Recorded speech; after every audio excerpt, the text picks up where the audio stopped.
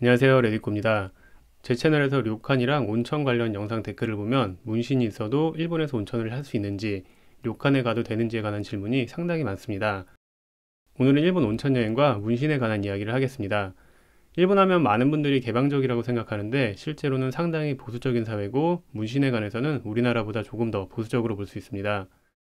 19세기 말 메이지 유신 때 문신은 법적으로 금지가 되었습니다. 하지만 여전히 문신을 하는 사람들이 있었고, 그 사람들은 바로 폭력단과 야쿠자였습니다.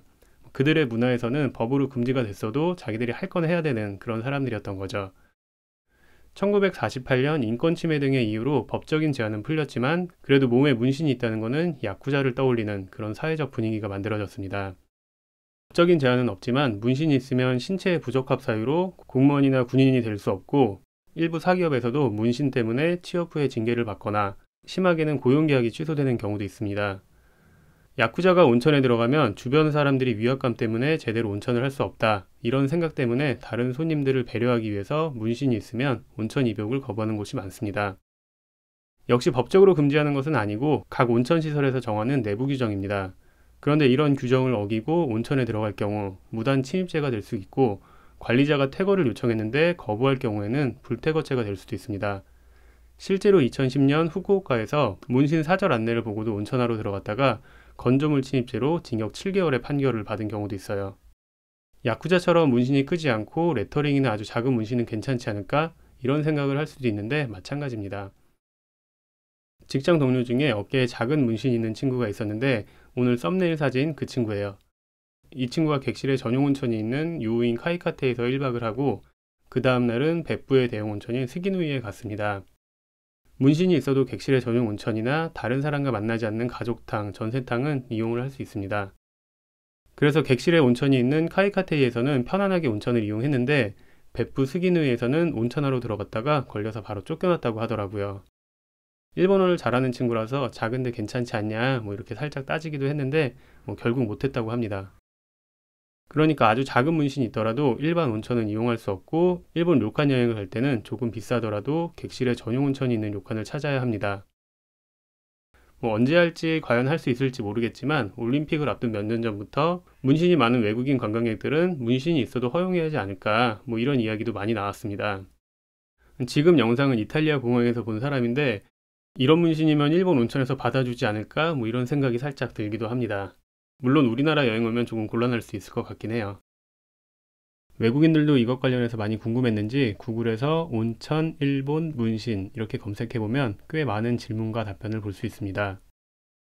전통적으로 허용되지 않았지만 세월이 변했고 어떤 곳에서는 문신이 있어도 괜찮다 이런 글도 제법 찾아볼 수가 있습니다. 문신이 있는 분들이 여행할 때 참고할 만한 사이트로 타투고라는 사이트가 있습니다. 이 사이트는 모바일로 보면 정보 확인하는 게 조금 불편하기 때문에 PC화면으로 보는 게 좋고, PC화면을 기준으로 어떻게 보는지 보여드리도록 하겠습니다. 우리나라 여행객들이 가장 많이 가고 제가 개인적으로도 제일 좋아하는 유후인에서 문신이 있어도 갈 수 있는 곳을 찾아보겠습니다. 온천 마크를 누르고 그 다음 지역을 선택할 수도 있는데, 밑으로 내려서 지역 먼저 저는 설정을 하겠습니다. 큐슈를 누르고 그 다음 가운데 있는 오이타현, 그리고 왼쪽 아래에 있는 유후시를 누르면 유후인 지역의 주변 시설 지도가 나옵니다.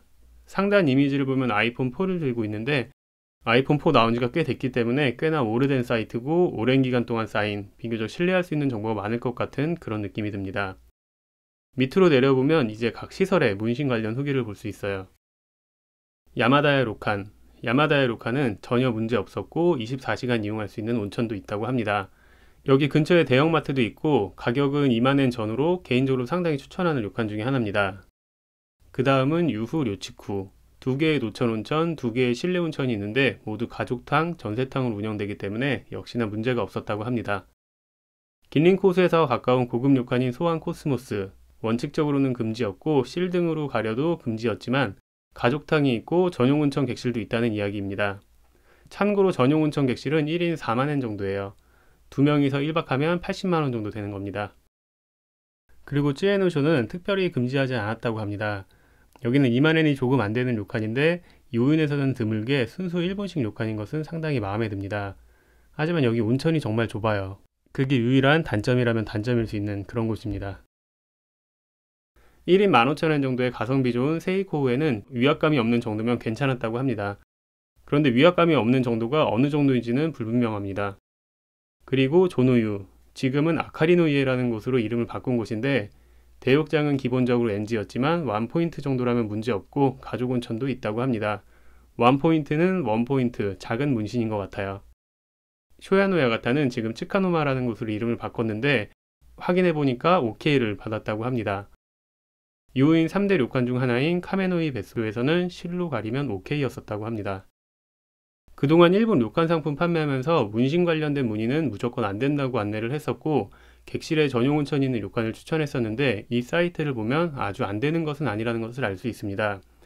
유럽이나 미주 여행객의 비중이 높은 도쿄나 오사카는 조금 더 많은 시설을 찾아볼 수도 있을 것 같은데 주의해야 할 것은 이 사이트의 정보가 료칸의 공식적인 안내는 아니고 대부분 사람들이 다녀온 후기라는 것입니다. 그 사람이 여행 갔을 때 운 좋게 온천을 이용하고 후기를 남겼을 수도 있기 때문에 100% 신뢰하고 여행을 갔다가 온천을 이용하지 못할 수도 있습니다.